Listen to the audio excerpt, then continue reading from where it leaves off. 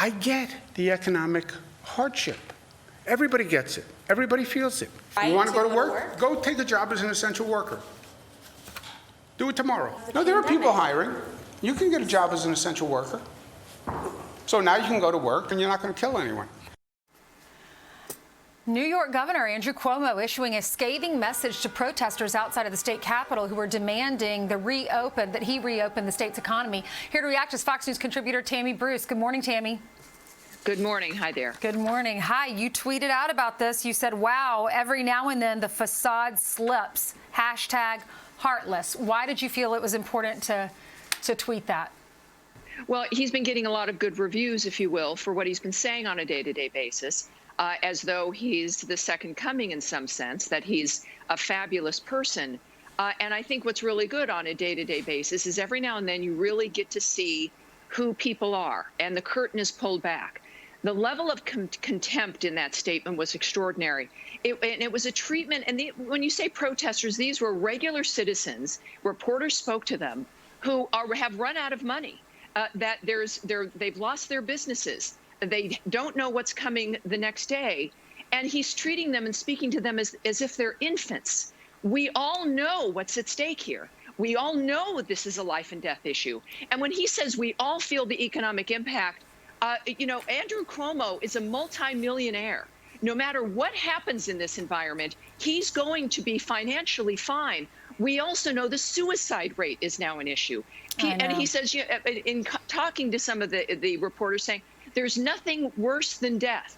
Well, for a lot of people, it is their life's work in their business. It is all of their savings on top of the panic of, this is an existential issue for my own family and for people around us. So here it's a reminder that you've got a government, and this is the worry, that really is so disconnected from people. And look, we love the essential workers and the workers in the grocery stores, et cetera. That's important. But these are individuals. We're each living our individual lives with individual accomplishments and have everything at stake. It was insulting and contemptible. The only thing, Ainsley, that he didn't do was open up a refrigerator and a freezer and start eating ice cream during that statement. That's the only thing he didn't do. Think about it.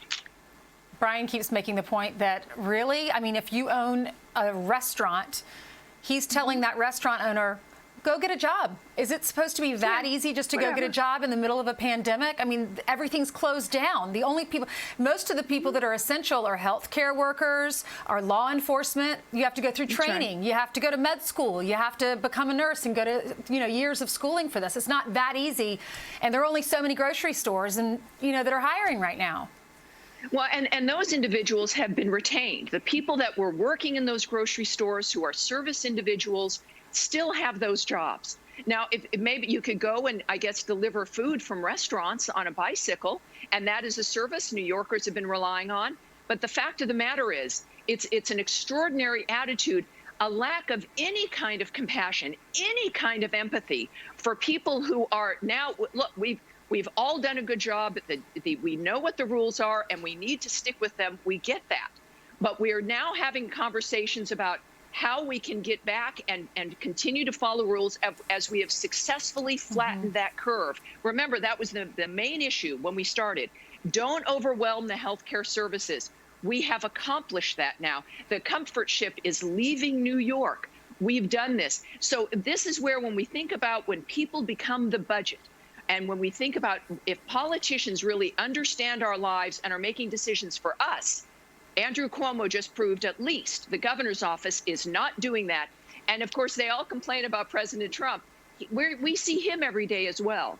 And the American people, we've seen poll after poll, recognize that he's doing a good job, and there's compassion and empathy at least.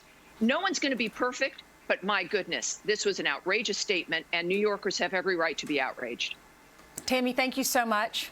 We did reach out to the governor's. You're welcome. We did reach out to the governor's office for a statement. We did not hear back from them. You can get Tammy Bruce is available now on Fox Nation. You can join today and get your first month for just 99 cents.